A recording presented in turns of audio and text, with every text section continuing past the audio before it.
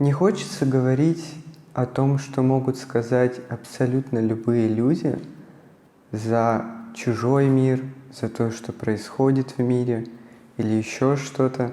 Сейчас хочется сказать только поделиться тем, чем смогу поделиться только я, какой-то частью своего мира и мира искусства. В первую очередь поделиться с самим собой, окунуться именно туда.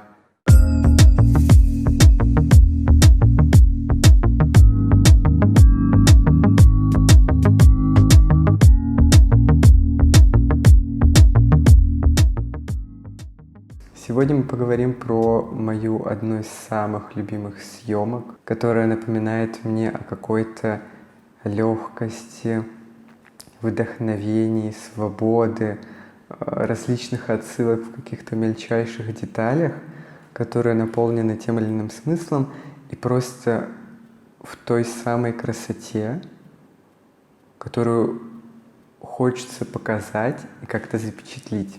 Давайте начнем с самого по порядку. Это о прекрасном, о моем вдохновении, что, собственно, послужило этой съемке, то, что она реализовалась и почему мне ее хотелось реализовать. В первую очередь меня вдохновила модель. Это Влад, который просто невероятно неземной внешности. Его внешность напомнила мне не только что-то странное, но куда-то уходящее в более театрально-актерское, этюдное, что-то вот более в живописном настроении. Поэтому мне не хотелось сделать какой-то дикий фэшн или показать только одно лицо. Мне хотелось придумать не очень конкретную, но предполагающую стилистику историю. Это живопись, балет, почему бы и нет, театр и все, что связано вот с этим миром, который уходит в ту или иную стезю. Так как у него были крупные, грубые черты лица, которые привлекают к себе внимание, такая, можно сказать, грубость, мужественность, мне захотелось это поместить в такую оболочку, не то чтобы какой-то нежности, а вот темной нежности, такой мрачной нежности, можно ли это так назвать. Потому что даже в каких-то розовых оттенках у меня появляется какой-то самый темный оттенок розового, почему бы и нет. Эта стезя мне прям очень нравится. Так как в моей ассоциативной голове начали возникать какие-то образы, которые я бы хотел на него применить, я начал с поиска одежды и с полной подборки то, чего бы я хотел, именно в какую сторону. Туда входили фотографии балета, очень много закулисных театральных макияжей, занавесов и всего остального. И немного такого живописно-картинного настроения за счет каких-то натюрмортов и таких более пастельно-желтых вперемешку тонах. Поэтому первый образ, который я создал и от чего мы дальше пошли отталкиваться, я использовал такую блузку, можно сказать, не кружевную, а именно с волнистым воротником, который идет, он шел, получается, просто по горло и стоял как фрак, можно сказать. У меня есть наподобие этого что-то черное, я уже делал такую съемку. Но это более такое нежное, воздушное, белоснежное. И она стояла как фрак с выпуклыми плечами, манжетами. Но если бы я его поместил в этот образ, он был бы немножко зажатым. Мне хотелось именно дать ту самую свободу, которой не хватает, легкости и воздушности, именно за счет того, что, грубо говоря, распороть этот фрак и сделать такой немножко вырез и поставить все это таким столбом, как можно сказать, диадема, не знаю, как называется эта вещь, но вот что-то такое за спиной, похожее на что-то, на какой-то театральный убор стоячего какого-то воротника. Я не хотел сначала делать какой-то суперинтересный свет, который добавил бы что-то интересное в композицию. Мне сначала хотелось показать именно внешность самой модели. Поэтому мы просто снимали возле окна с одним источником света естественным.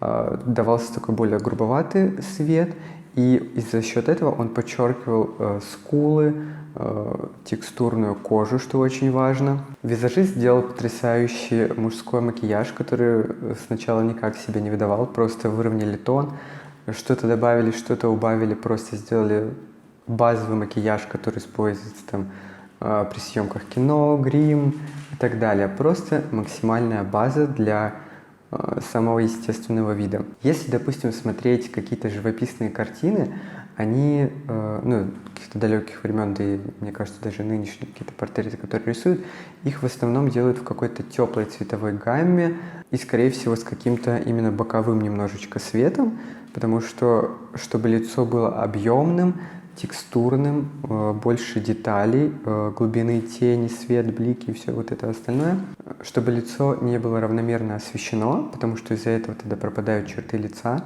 если просто будет равномерное освещение, нейтральное и ничего такого. Вот, здесь же была задача именно подчеркнуть все черты лица, все скулы, все поры. У нас были прекрасные уши, прекрасная, замечательная улыбка, которую, мне кажется, захочет уловить каждый. Волосы убранные за уши, чтобы показать всю необычность внешности, которая меня зацепила от и до. И мы продолжили снимать в этом ключе. Белоснежная блузка, она тоже давала некие блики именно от света, что придавало еще больше объема. Допустим, жесткий свет падает из окна, у вас белая одежда, и если вы снимаете крупные какие-то портреты, допустим, отклонившись чуть-чуть назад на стул, у вас будет блики именно от свет, отражающийся от белой одежды. И из-за этого получается, допустим, скула, на нее здесь падает еще какой-то оставшийся свет, снизу это все еще подчеркивается еще одним источником света, малюсеньким таким, микроконтрасты. И из-за этого все кажется еще вдвойне объемней. Плюс, допустим, может отражаться какие-то блики в глазах, что будет еще круче. Затем я перешел уже не просто от показа лица, я решил добавить тот самый, грубо говоря, вдохновение натюрмортом и неким другим отсылкам винограда в искусстве. Я добавил, собственно, такой фиолетово-черный виноград. Сначала мы просто использовали одну кисть на плечо, а затем мы уже снимали, можно сказать, как по поясу, более в полный рост. Мы использовали весь виноград, который я притащил. Там было, по-моему, 3 или 4 кисти. И это смотрелось довольно-таки интересно по тем же самым микроконтрастам.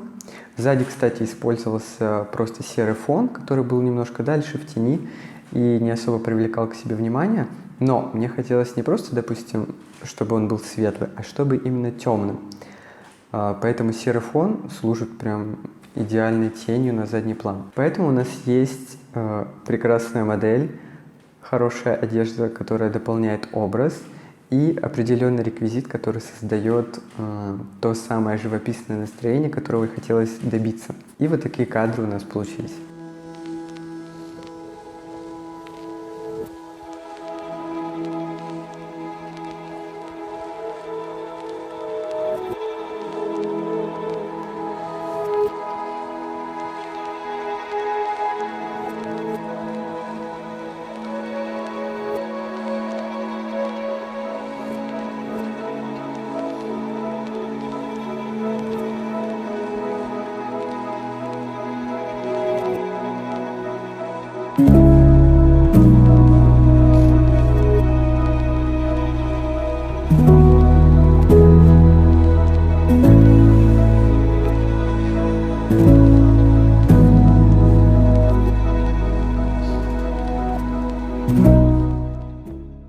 Дальше я уже перешел к развитию своей основной идеи, которую я хотел сделать по цветовой гамме, по вдохновению, вот той самой легкости. И также не потерять живописность, но добавить более театральности. Здесь мы уже снимали в полный рост, и здесь уже больше задействовано и света, и определенных деталей. Во-первых, когда мы снимали просто портрет именно лица, мы использовали один источник света от окна. Дальше мы уже перенеслись на, грубо говоря, середину фона по центру комнаты. Комната освещалась из-за дневного света равномерно. Был такой мягкий контраст. Приблизительно вот с этой стороны больше света, а здесь уже просто такое равномерное пространство, которое равномерно освещается. И я добавил с левой же стороны свет, совсем малость, небольшую интенсивность, просто чтобы придать еще больше градиента. И добавил розовый фильтр, который уводил всю температуру и весь оттенок в более такой холодно-розоватый. Чтобы добавить динамичности в кадре, но сделать это более статично, потому что я очень люблю статичные снимки, но при этом создавать какую-то необычную динамику, можно сказать, за счет поз, освещения или, допустим, вентилятора. Здесь я уже собрал все кисти винограда и положил модели в руки, как преподношение, то же самое. И мне хотелось добавить еще больше легкости и вот этого вот ощущения благодарности, преподношения, можно сказать, в этом направлении.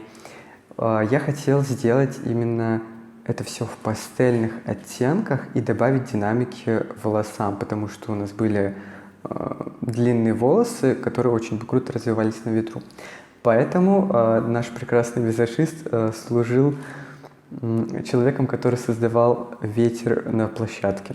Также очень важный момент по макияжу, когда мы снимали просто лицо и именно хотели показать натуральность и красоту лица. Здесь мы уже добавили более таких красных, темных оттенков, чтобы создать, грубо говоря, еще больше объема на более плоском освещении. У нас есть ветер, который развивает волосы, модель, которая поняла свою определенную задачу, что ей нужно показать по эмоциям, реквизит, и, собственно, мы можем снимать.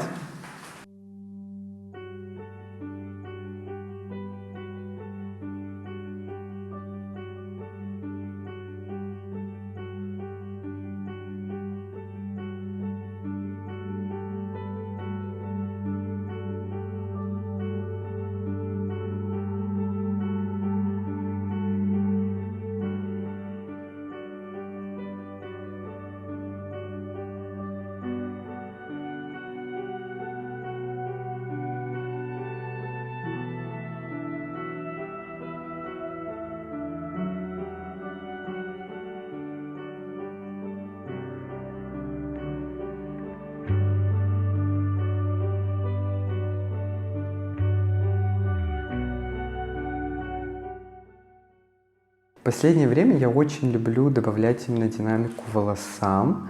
Это создает из, допустим, обычного какого-то статичного портрета очень динамичную и интересную изюминку, которая вдыхает жизнь в модель и переносит человека в такое состояние какой-то эйфории, которую ты хочешь добиться.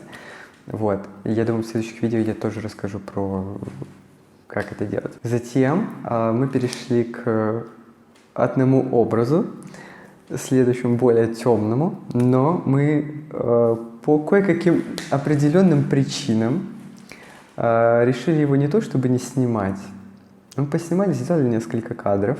Они были хорошими, но по кое-какому другому обстоятельству мы решили перейти уже к более последнему образу. Эксперимент закончен.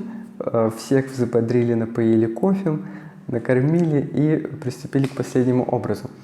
Наш последний образ был, по моей задумке, создать конечный этап именно, грубо говоря, такой темноты, именно графичности. Вы знаете, как черный лебедь. Ты от белого переходишь к черному, от такого светлого, воздушного, грубо говоря, наивного настроения, легкого, вдохновленного, готового идти на все, что угодно.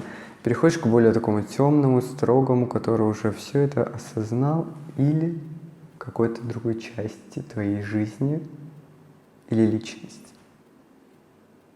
Выбираем сами. Поэтому эта графичность я хотел преподнести все в темных оттенках, но так как все это должно быть более театрально, Я использовал на фон черную ткань, но с такими узорами цветочков, каких-то лепесточков, возможно, даже что-то от винограда, какие-то кисти.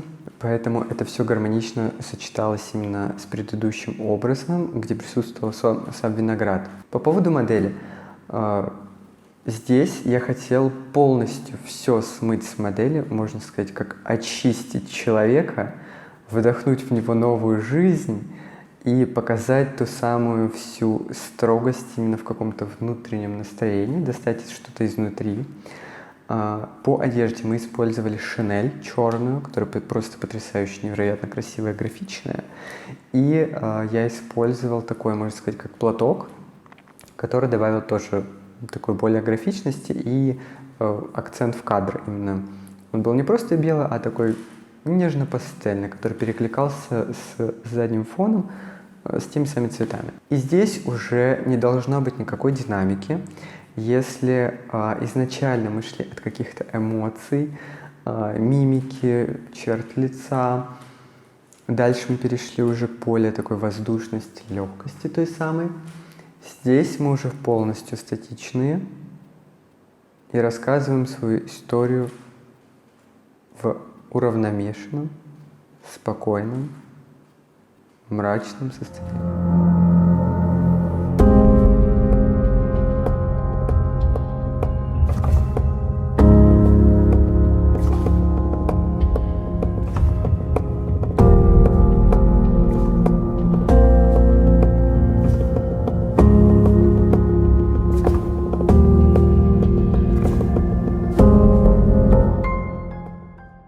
Такой некий переключатель, который существует. И на протяжении всей съемки мы шли в каких-то определенных оттенков, которые не то чтобы прям по цветовой гамме пересекались друг с другом, хотя розовый, фиолетовый в тенях, тот же самый желтый с такими сине-зелеными тенями. Все это перекликается, но это перекликается еще и по общему настроению, по образам, по задачам, по одной какой-то ветке истории. Так что вот такие снимки у нас получились. Спасибо всей команде. Это одна из самых интересных, любимых моих съемок, особенно что касается мужских. Так что вот такая небольшая история определенного человека, определенной съемки, определенного творчества какой-то ее стороны. Спасибо за просмотр и цените, пожалуйста, каждый свой мир, потому что он важен очень. Да? Встретимся в новых роликах. Для россиян. Почему? Для России для грустных. Да. Умирающий человек. Я надеюсь. Вообще, мне нравится больше лапы. Что такое? Что за пузырь?